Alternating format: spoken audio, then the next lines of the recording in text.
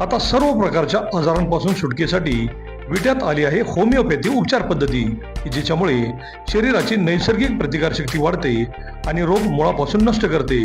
शरीराला कोणताही त्रास न होता आजारावर मात करण्यासाठी होमिओपॅथी उपचार पद्धती आजच सुरू करा.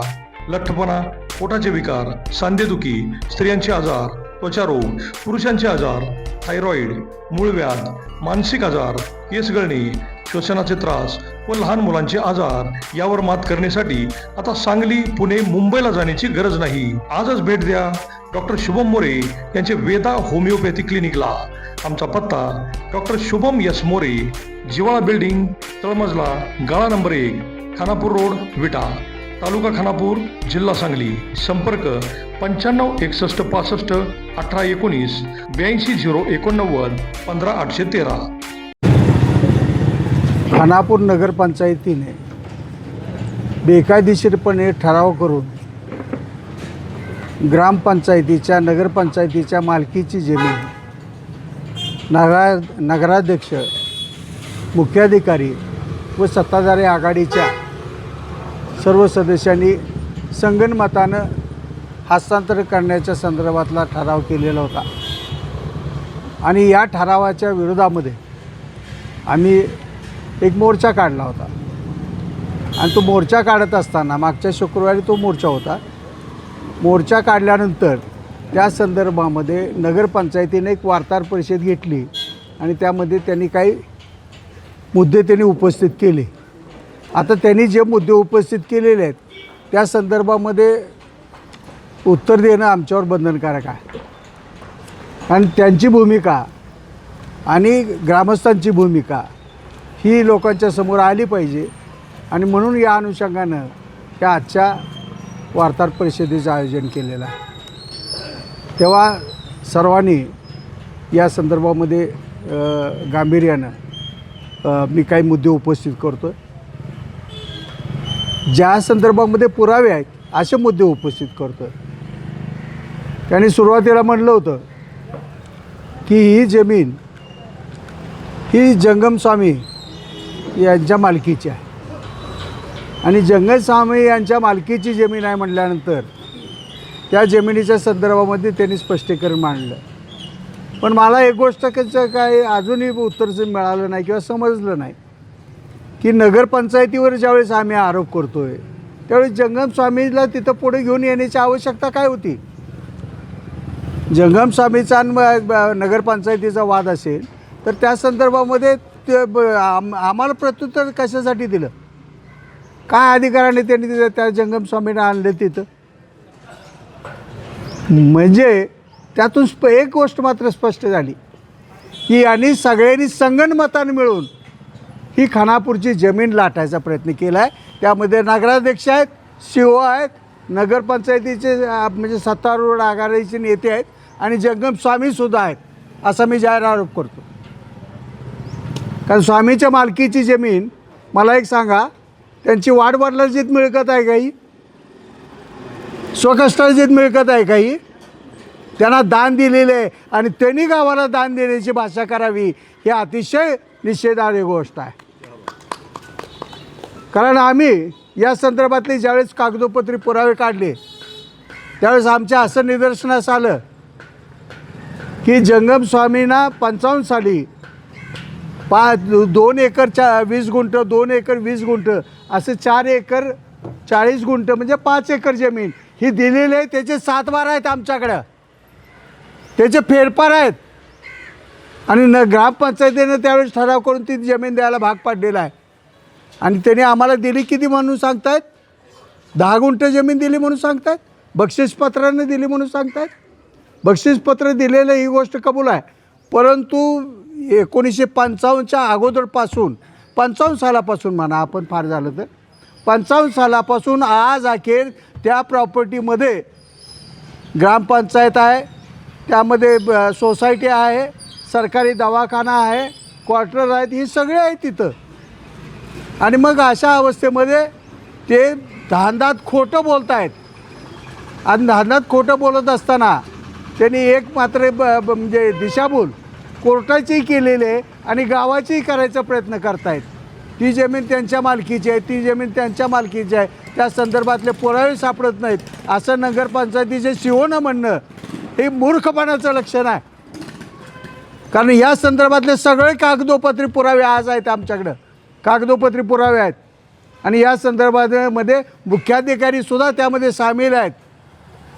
आता या ठरावाच्या संदर्भात मी बोलतो की नगरपंचायतीनं ठराव बेकायदेशीर कसा आहे, तर नगरपंचायतीने जो ठराव केलेला आहे तो 2025चा आहे, पण 2023ला सुद्धा या संदर्भामध्ये एक ठराव केलेला आहे नगरपंचायतीनं. आणि दोन्ही ठराव समोर ठेवले तर मी दाखवतो तुम्हाला ते की दोन्ही ठराव एकच आहेत, त्यामध्ये कुठेही शब्दशः फरक नाही. सूचकही तेच आहेत, अनुमोदकही तेच आहेत, त्यांच्या नावात सुद्धा फरक पडलेला नाही. आणि मग अशा अवस्थेमध्ये सीओनी जी भूमिका मांडायला पाहिजे होती ती मांडलेली नाही. पहिल्यांदा ज्यावेळेस 2023ला ठराव घेतला त्या ठरावाच्या संदर्भामध्ये जिल्हाधिकाऱ्यांनी जिल्हाधिकाऱ्यांनी या संदर्भामध्ये एक पत्र सीओनं कळवलेलं आहे.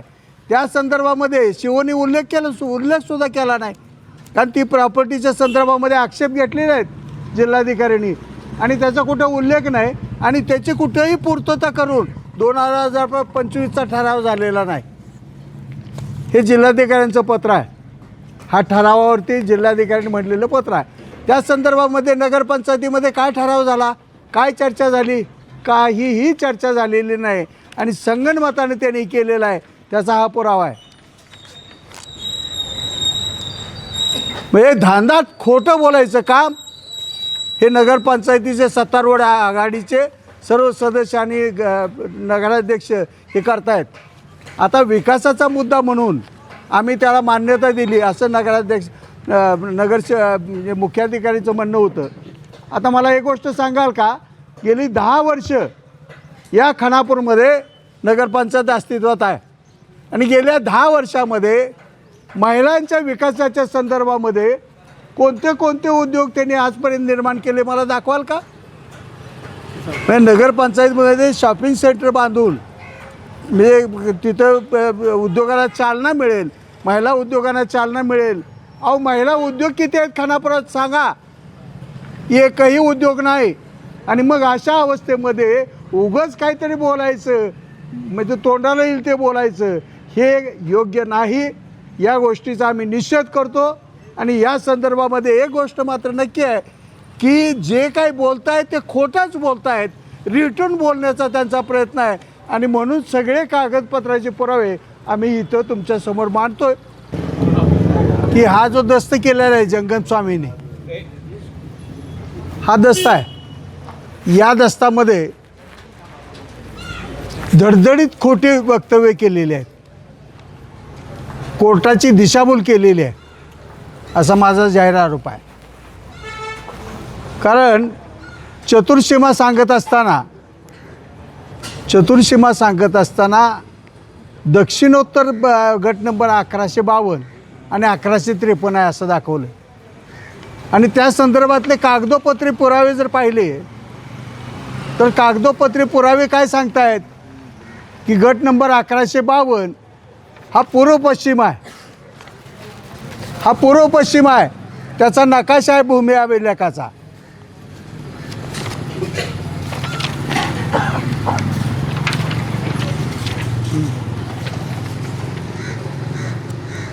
म्हणजे खोटी माहिती दिलेली आहे की नाही, दस्तामध्ये नोंदलेली आहे की नाही.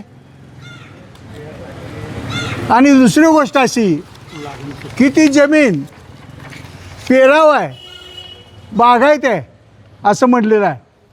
आता या संदर्भामध्ये भूमी अभिलेखाचा तुम्ही नकाशा बघितला, सिटी सर्वेचा नकाशा, त्या नकाशामध्ये 1980 सालापासून इमारती आहेत. आणि मग ती जमीन पेराव कशी असू शकते, बागायती कशी असू शकते? दडदडीत खोटं बोलतायत का नाही, का नाहीत बोलत? कारण दस्तामध्ये म्हणलेलं आहे तसं. आणि ती जमीन कब्जे वहिवाटीच आहे असं म्हणलेलं आहे त्यांनी. आता स्वामींच्या कब्जे वहिवाटीच ती जमीन असेल तर त्या संदर्भात काय वाद घालायचा प्रश्न नाही. पण ती जमीन प्रत्यक्षामध्ये नगरपंचायत ग्रामपंचायतीच्या कब्जे वहिवाटीचं आहे, त्याचे पुरावे सगळे आहेत. मग हे धांदात खोटं आणि फसवणूक करण्याचा हा उद्योग आहे त्यांचा. आणि त्यासाठी नगराध्यक्ष असतील, नगरपंचायत असेल, कशी काय त्यांना पुढं करते. नगराध्यक्षांनी बोलावं या अनुषंगानं. ज्यावेळेस तुम्ही दस्त करता त्या संदर्भातलं कमिटमेंट देता, तडजोडनामा कोर्टामध्ये देता, तर तडजोडनाम्यामध्ये हे चुकीचं आहे हे का निदर्शनास आलं नाही मुख्याधिकाऱ्यांच्या, नगराध्यक्षांच्या. कारण या दोघांना अधिकार दिलेले आहेत. आणि मी मगाशी सांगितलंच की दोन्ही वेळा दस्त म्हणजे म्हणणं तेच आहे, त्यामध्ये कुठेही एक अक्षराचा सुद्धा फरक केलेला नाही. त्यामुळे हे खोटं बोलत आहेत, धांदात खोटं बोलत आहेत आणि गावाची दिशाभूल करतायत असं माझं जाहीर आरोप. धन्यवाद. आता आज 1 तारीख आहे, जाता जाता उल्लेख करायचा राहून गेला. मी म्हटलं संदीप करेल बोललो. आज भीमा कोरेगावचा स्मृती दिन आहे, शौर्य परंपरेचा पराक्रमाचा स्मृती दिन आहे. त्यांना मी जाहीर अभिवादन करतो. आणि या नगरपंचायतीच्या एकूण कामकाजाच्या संदर्भामध्ये जे नगरपंचायतीनंच परत प्रश्न उपस्थित केले, त्या प्रश्नाच्या संदर्भामध्ये वार्ताहर परिषद घेतली. त्यासाठी सर्व आलेल्या वार्ताहरांचं मी या ठिकाणी आभार मानतो, आभार व्यक्त करतो आणि थांबतो. धन्यवाद. सर्वप्रथम सर्वांना नमस्कार. खानापूर नगरपंचायतीने बहुमताच्या जोरावर खानापूर नगरपंचायतीच्या ताब्यात गेल्या 75 वर्षापेक्षा अधिक काळ असलेल्या जागेचा बेकायदेशीरपणे जो हस्तांतरणाचा प्रयत्न केलेला आहे किंवा केलेला आहे, त्या संदर्भामध्ये आज आम्ही ह्या 2-4 दिवसामध्ये आमच्याकडे काही जे पुरावे जेवढे शक्य होतील तेवढे उपलब्ध करून त्या संदर्भात आमची भूमिका घेऊन खानापूर ग्रामस्थ, पंचक्रोशी व सर्वांपुढे ते विषय आम्ही मांडत आहोत. खानापूर नगरपंचायतीच्या जागेसंदर्भात अप्पर जिल्हाधिकारी स्वाती देशमुख मॅडम यांचा एक निकाल झालेला आहे आणि तो निकाल उपविभागीय अधिकारी विटा यांनी जो अपिलार्थी स्वामी होते त्यांचं नाव कायम करण्यासंदर्भात जो निकाल दिला होता, त्या उपविभागीय अधिकारी म्हणजे प्रांत अधिकारी विटा यांच्या निकालावर पूर्णतः ताशेरे ओढून तो त्यांनी केलेला निकाल बेकायदेशीर आहे आणि आहे तो निकाल आहे तसा राहावा, ती जागा नगरपंचायतीच्या ताब्यात राहावी, ह्यासाठी अपर जिल्हाधिकारी यांनी एक निकाल केला होता. तो निकाल आम्ही घेऊन आलेलो आहे. तो हा निकाल आहे. खरं तर हा निकाल झाल्यानंतर नगरपंचायत प्रशासनाने लगबगीने त्याचा दाखला सर्कल प्रांताधिकारी यांना देऊन त्या जागेवर परत एकदा नगरपंचायतीचं नाव यावं, चढावं यासाठी प्रयत्न करायला पाहिजे होता, पण तसा काही प्रयत्न झालेला ह्या मध्यंतरीच्या काळात दिसत नाही. अपिलार्थी पार्टीने भूमी अभिलेख विटा यांच्याकडे त्यांचं म्हणणं मांडलं होतं की सदरची जागा फेरफारमध्ये त्यावेळी म्हणजे 1979ला चुकी करून नगरपंचायतीने लाटलेली आहे म्हणून. त्या संदर्भात सुद्धा भूमी अभिलेख विटा यांनी तो निकाल नगरपंचायतीच्या दिशेने केला, नगरपंचायतीच्या बाजूने केला आणि ती जागा नगरपंचायतीची असे स्पष्टपणे त्यात नमूद केलं. त्यानंतर अपिलार्थी भूमी अभिलेख सांगलीकडे गेले. सांगलीवाल्यांनी तो निकाल अपिलार्थीच्या बाजूने दिला आणि नगरपंचायतीच्या विरोधात दिला.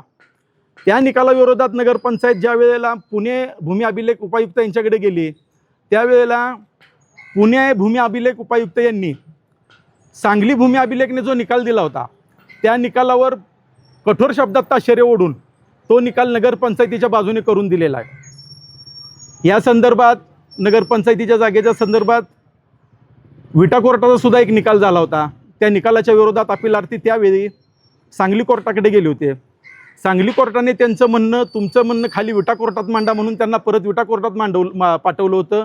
विटा कोर्टात ते प्रकरण न्यायप्रविष्ट असताना विटा कोर्टाकडून फक्त त्यावर बांधकाम करण्यास स्थगिती होती, कागदोपत्री कोणतीही हालचाल करण्यासाठी स्थगिती नसताना ज्या वेळेला अपर जिल्हाधिकाऱ्यांचा निकाल होतो त्यावेळेला नगरपंचायतीने ते नाव परत सातबाऱ्यावर येण्यासाठी जो प्रयत्न करायला पाहिजे होता तो प्रयत्न कुठेही केलेला नाही.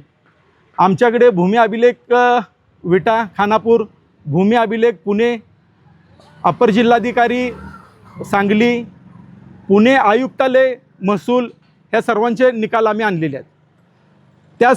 तत्पूर्वीच्या काळामध्ये ज्या वेळेला ह्या तडजोडीसाठीचा प्रस्ताव गेल्या 2-3 वर्षापासून जो प्रयत्न सत्ताधारी पार्टीचा चालू होता, त्या अनुषंगाने त्यांनी कलेक्टर विभागाला म्हणजे जिल्हाधिकारी कार्यालय, नगर प्रशासन विभागाला ठरावासंदर्भात परवानगी मागितली होती आणि प्रस्ताव दाखल केला होता.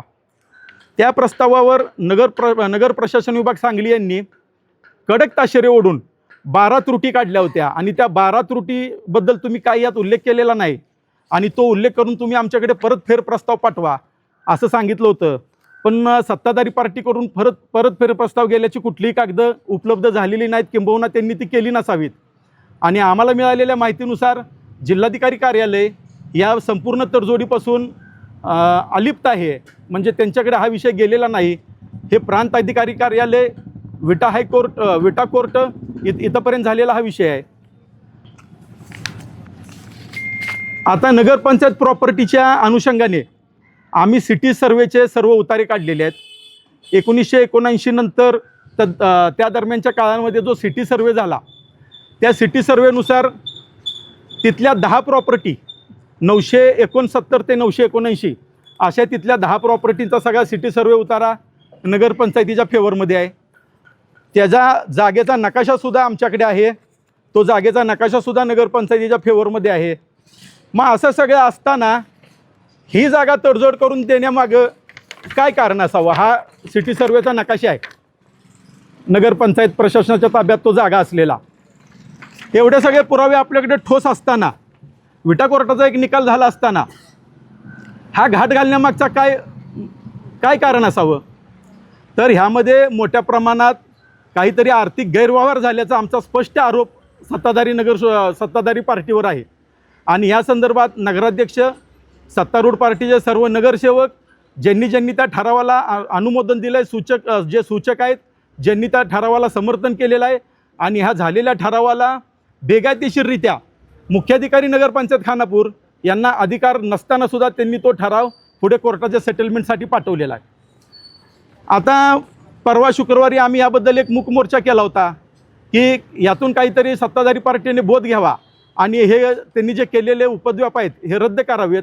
आणखीन नगरपंचायतीच्या मालकीची जमीन नगरपंचायतीकडे राहण्यासाठी तो केलेला ठराव रद्द करावा. त्यातून कोणताही न बोध घेता त्यांनी चोर ते चोर आणि वर्ण शिरजोर या उक्तीप्रमाणे मूळ मालक स्वामी यांना बोलवून ते कशा पद्धतीने योग्य आहेत हा सांगायचा एक केविलवाना प्रयत्न केला. आता तो प्रयत्न करत असताना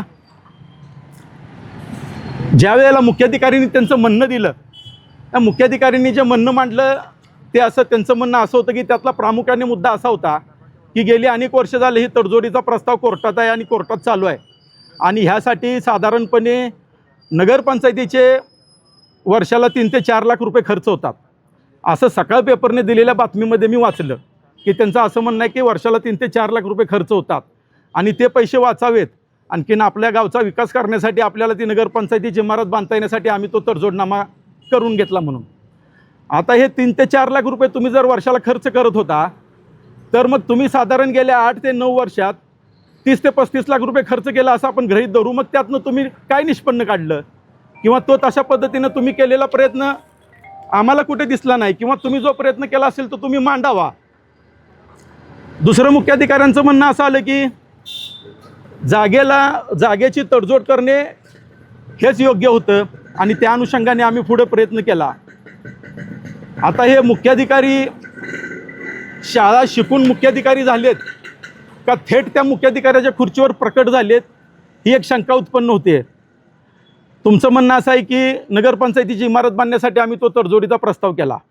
आज अंदाजे कुणालाही सर्वसामान्य छोट्या पोराला वयस्कर माणसाला जरी विचारलं तर त्या जागेचा बाजारभाव किमान 50 ते 60 लाख रुपये गुंठा होऊ शकतो. तुम्ही मुख्य मालकाकडे असणारी पहिली 6 गुंठे जमीन त्यात ॲड करून वर 13 गुंठे जमीन दिली. त्या 13 गुंठे जमिनीचं आजच्या बाजारभावाप्रमाणे साधारण मूल्य 6.5-7 कोटी रुपये होतं. 2 कोटीची नगरपंचायतीची इमारत बांधण्यासाठी तुम्ही 6.5-7 कोटी रुपये गावची जमीन दुसऱ्यांना देऊन तुम्ही नुकसान करता का?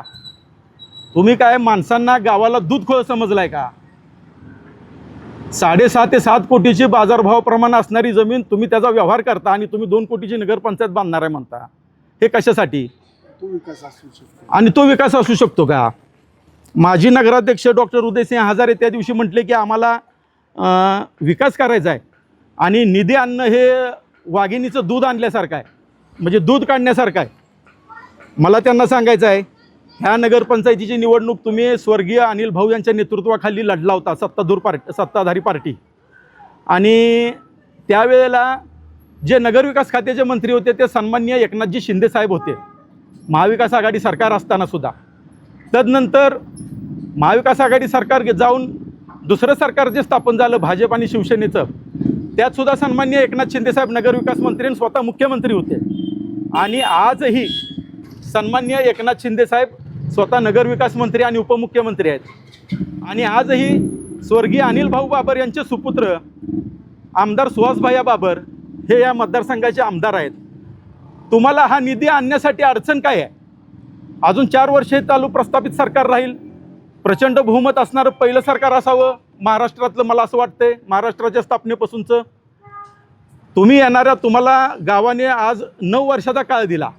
9 वर्षाच्या कालावधीमध्ये तुम्ही वकिलांकडे जाऊन फास्ट ट्रॅकमध्ये ही केस घेऊन तुम्ही ताबडतोब निकाली काढण्याचा प्रयत्न का केला नाही? तुम्ही कोर्टाच्या निकालाची वाट का बघितली नाही? कोर्टाचा निकाल बाजूला ठेवून तुम्ही स्वतः तडजोड करता आणि जागा देता. हा कुठला तुमचा न्याय आहे गावासाठीचा? दुसरा विषय, तुम्हाला स्वतः सन्माननीय एकनाथ शिंदे साहेबांकडे जर नगरविकास खाता आहे तर हा निधी परत गेलेला तुम्ही परत आणू शकला असता. अडचण काय होती? आणि ही जी भूमिका सर्व सत्तारूढ पार्टीची ही जी सर्व भूमिका आहे, ह्या भूमिकेविषयी ह्या मतदारसंघाचे आमदार सन्मान्य सुहासभाई बाबर यांनी त्यांची भूमिका स्पष्ट करावी. कारण जनमानसांमधून अशा प्रतिक्रिया आहेत की ह्या सर्व गोष्टीला सन्मान्य आमदारांचं पाठबळ आहे, त्यांचा ह्यात सहभाग आहे का? त्याबद्दल त्यांनी येणाऱ्या काळामध्ये ह्या गोष्टीबद्दल स्पष्टीकरण दिलं तर फार चांगलं होईल असं मला वाटतं. मुख्याधिकारी व सत्ताधारी पार्टीचं असं म्हणणं आहे की आम्हाला नगरपंचायतीची इमारत बांधायची आहे आणि त्यासाठी आम्ही तडजोड केली होती आणि कोर्टाचा खर्च होत होता. कोर्टाचा जो खर्च होत होता तो कोर्टाचा खर्च गावाने दिलेल्या करातून जमा झालेल्या रकमेतून होत होता. कोर्टाच्या खर्चाची एवढी जर काळजी मुख्याधिकारी आणि सत्तारूढ पार्टीला असेल तर माझं त्यांना आव्हान आहे, त्यांनी तो बेकायदेशीर जो ठराव केला आहे तो रद्द करावा. तो ठराव रद्द केल्याची एक प्रत दुय्यम निबंधकांना द्यावी आणि तो दस्त रद्द करावा. आणि तिथून पुढं न्यायप्रविष्ट प्रकरण कोर्टात जोपर्यंत चालेल तोपर्यंत कोर्टाचा सर्व खर्च करण्यास आम्ही तयार आहोत. हा आमचा विषय नंबर 1. विषय नंबर 2, त्या दिवशीच्या डॉक्टर आमचे सहकारी मित्र डॉक्टर उदय हजारे यांनी जो एक विषय मांडला होता की आपल्याला गावची इमारत पटकन होण्यासाठी आपण हे काम करतो आहे. ज्या वेळेला डॉक्टर उदयसिंह हजारे स्वतः नगराध्यक्ष होते त्यावेळेलासुद्धा असा प्रयत्न ज्या वेळेला सत्तारूढ पार्टीने केला होता त्यावेळेला प्रत्यक्षात त्यांनी स्वतः त्या गोष्टीला विरोध केला होता. त्याबद्दलचं त्यांनी त्यांचं मतसुद्धा व्यक्त केलं होतं आणि त्याबद्दल त्यांनी त्यावेळेला जिल्हाधिकारी कार्यालय यांच्याकडे अर्जसुद्धा दिला होता. आता मला त्यांना असं विचारायचं आहे की असा मग ह्या 1-2 वर्षात काय बदल झाला की तुम्ही तुमच्या म्हणण्यावर परत ठाम राहू शकला नाही? त्यांनी सांगितलं मी सुशिक्षित आहे. आम्ही तर त्याच्या पुढे जाऊन मी असं म्हणेन तुम्ही नुसतं सुशिक्षित नाही, तुम्ही अगदी उच्च शिक्षित आहात. तुम्ही MBBS करून MD केलेलं आहे, तुम्ही मास्टर की प्राप्त केलेली आहे. माझं त्यांना आव्हान आहे की तुम्ही तुमच्या उच्च शिक्षणाचा सुशिक्षितपणाचा उपयोग करून गावाचं जे नुकसान होतं आहे ते नुकसान टाळण्यासाठी सत्तारूढ पार्टीचं मतपरिवर्तन करावं आणि बाकीची जी तुम्ही पाबळी भूमिका मांडताय ती पाबळी भूमिका न मांडता या विषयावर तुमचं जे काय ठोस मत आहे, हा झालेला ठराव योग्य आहे का किंवा नाही, हे 2 वाक्यात तुम्ही तुमचं म्हणणं मांडावं, तुमची प्रतिक्रिया गावाला कळवावी. ठीक आहे, एवढं बोलून मी थांबतो. 1 जानेवारीला जे आपण खानापुरात वार्ताहर परिषद घेत आहोत त्याच्या मागचं कारण आज या खानापूर ही आपली मातृभूमी आणि ह्या मातृभूमीचं नाक कापण्याचं काम काही गद्दारांनी केले. सगळा कागदोपत्री पुरावा असताना, सगळं कागदोपत्री असताना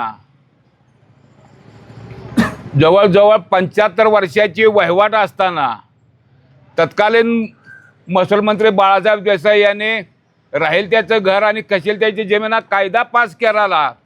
ह्या सर्वांना मूठमाती देऊन फक्त पैशाच्या अभिलेषापायी आज खानापूरचं नाव आणि खानापूरवाल्यांना बेइज्जत करण्याचं काम ह्या सत्ताधारी पार्टीचं नगराध्यक्ष, त्यांची सत्ताधारी बॉडी आणि खास करून गद्दार शिवो. कारण का ते शिवने मागच्या वेळी सांगितलं, ते म्हणले आम्ही गावाचा विकास करण्याकरता तडजोड केली. अहो कोर्ट फक्त आता आपली तारीख फक्त बिट्यात चालली आहे.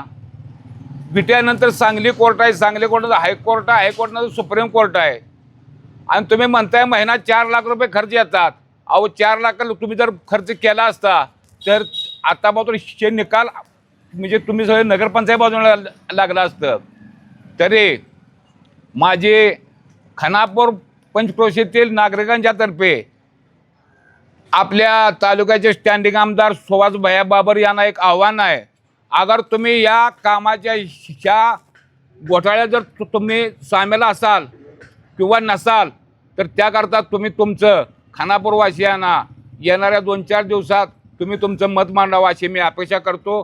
जय हिंद, जय महाराष्ट्र. आज या जाहीर पत्रकार परिषदेच्या निमित्तानं उपस्थित खानापूर शहरातील नागरिक, पत्रकार बंधू आणि मित्रांनो, आपल्या देशात लोकशाही आहे. आपला देश डॉक्टर बाबासाहेब आंबेडकर यांनी लिहिलेल्या संविधानानुसार चालतो. पण खानापूर सत्ताधारी गटातील नगरसेवकांनी हुकुमशाही पद्धतीनं जो कारभार सुरू केलेला आहे त्याचा पहिल्यांदा या ठिकाणी मी तीव्र निषेध व्यक्त करतो. माझी या जाहीर पत्रकार परिषदेच्या निमित्तानं शिवसाहेबांना एक असे नम्र आव्हान आहे की त्यांनी काय जे केलं आहे ते ठीक आहे, पण काहीही झालं तर सर्वे नंबर 1152ला धक्का लागता कामा नये. मी अजून एकदा सांगतो, शिवसाहेबांना नम्र निवेदन करतो की काहीही झालं तरी सर्वे नंबर 1152ला धक्का लागता कामा नये. आम्ही या संदर्भात सर्व कागदपत्रासह माननीय राज्यपाल महोदयांची भेट घेऊन त्यांना या संदर्भात सविस्तर निवेदन देणार आहे. मराठी भाषेत आपलं एक म्हण आहे, शहाण्याला शब्दाचा मार. आता यातनं काय त्यांना उपकृत झाली आणि बुद्धी झाली तर त्याच्यावर त्यांनी सत्सद बुद्धीनं निर्णय घ्यावा. बाकी काय सत्ताधारी नगरसेवकांचं काय देणं घेणं आम्हाला नाही. शिवसाहेबांनी त्यांना आता काय त्यांच्या सत्सद विवेक बुद्धीला जो काय पटेल तो निर्णय घ्यावा एवढीच मी त्यांना नम्र विनंती करतो आणि थांबतो. जय हिंद, जय महाराष्ट्र. प्रथम आज 1 जानेवारी माझ्या खानापूर शहरवासियांना नवीन वर्षाच्या आमच्या सर्वांच्या वतीनं, आपल्या सर्व पत्रकार बंधूंना नवीन वर्षाच्या खानापूरवासियांच्या वतीनं, आमच्या सर्वांच्या वतीनं मी आपल्याला सर्वांना शुभेच्छा देतो. खरं तर आजची पत्रकार परिषद ही कोणाला उत्तर द्यायला, कोणाला काहीतरी सांगायसाठी घेतलेली नाही. खानापूर नगरपंचायतीवर परवा जो मोर्चा झाला त्या मोर्चाच्या अनुषंगानं जी वस्तुस्थिती होती ती नागरिकांच्या समोर, प्रशासनाच्या समोर आणि माननीय या विभागाचे जिल्हाधिकारी असतील, पालकमंत्री असतील, या प्रशासकीय यंत्रणेच्या पुढं झालेला सगळा घोटाळा आहे हा आम्ही सर्वांनी, इथल्या सर्व नगरपंचायतचे नगरसेवक असतील, गटनेते असतील, या सर्वांनी मांडलेला आहे. त्याच्यावर प्रशासकीय कार्यवाही चालू आहे. आजची परिषद, पत्रकार परिषद ही भांडाफोड पत्रकार परिषद आहे की या केलेल्या तुम्ही सर्व गोष्टीचा भांडा गावात फुटला पाहिजे या अनुषंगानं आज ही पत्रकार परिषद होते. खरं तर या पत्रकार परिषदेच्या निमित्तानं आज आपल्याला सन्माननीय सचिनभाई शिंदे यांनी सांगितलं की एक विट्यातला निकाल आपल्या खानापुरातल्या मंडल अधिकारी म्हणजे सर्कल यांचा सर्कलचा निकाल आणि प्रांतांचा निकाल हे जे निकाल लागले गेलेले होते हे त्या वेळेला स्थानिक राजकीय दबावामुळे जे निकाल लागले होते त्या निकालाचा आधार घेत हे लोक नगरपंचायतच्या म्हणजे शासनाच्या शासकीय जागेला चॅलेंज करत होते आणि हे सगळं चॅलेंज IAS IPS दर्जाचे जे अधिकारी आहेत या अधिकाऱ्यांनी हाणून पाडलेत. म्हणजे शाण्याला शब्दाचा आणि बुटाचा काय तर म्हणते तशी परिस्थिती आहे. जोड्याचा माननीय या जिल्ह्याच्या जिल्हाधिकारी स्वाती देशमुख अप्पर जिल्हाधिकारी यांनी ह्या सगळ्या गोष्टी सांगितल्या की हे सगळं खोटं आहे. ही शासनाची जागा आहे. 32 वर्ष 35 वर्ष 36 वर्ष तुम्ही काय झोपला होता का या शब्दात यांना फटकारलेला आहे. आणि असलं सगळं घेताना म्हणजे जो साप न्यायव्यवस्थेनं मारलेला होता त्या सापावर त्या मारलेल्या मेलेल्या सापाच्या अंगावर राखेल वतून साप ह्या गावाच्या पायात वळवळाय लावायचं पाप या सत्ताधाऱ्यांनी केलेलं आहे.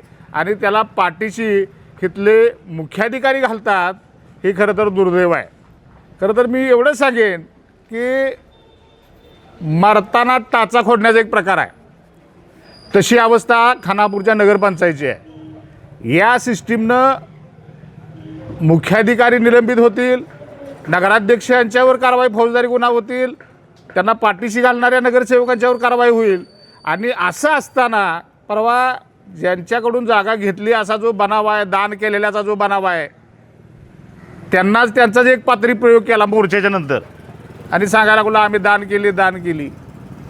ही अशा पद्धतीनं गावाला येड्यात काढायचं, गावाला खोळ्यात काढायचं आणि प्रत्येक गोष्टीला नगरपंचायतीनं काय प्रवक्ते नेमलेत काय मला समजून झाले बाय. मुख्याधिकाऱ्यांनी जर अधिकृत कोणाला प्रवक्ते वगैरे नेमला असेल तर त्यांनी ते बोलावं. परंतु मुख्याधिकारी आहे किंवा मुख्याधिकारी कोणाचा जावाय असले की त्याची बाजू सारखी उचलून धरायचा काय संबंध आहे. आमची भूमिका आमची लढाई ही प्रशासनाच्या विरोधात आहे, शासनाच्या विरोधात आहे. ज्याने घेतल्या ज्याने विकले त्याच्या विरोधात नाही.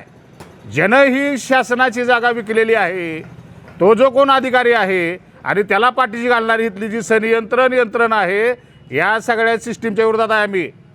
त्याच्यामुळं आज या पत्रकार परिषदेच्या निमित्तानं आमचा इशारा आहे की तुम्हाला चूक सुधारायला तुम्हाला संधी आहे.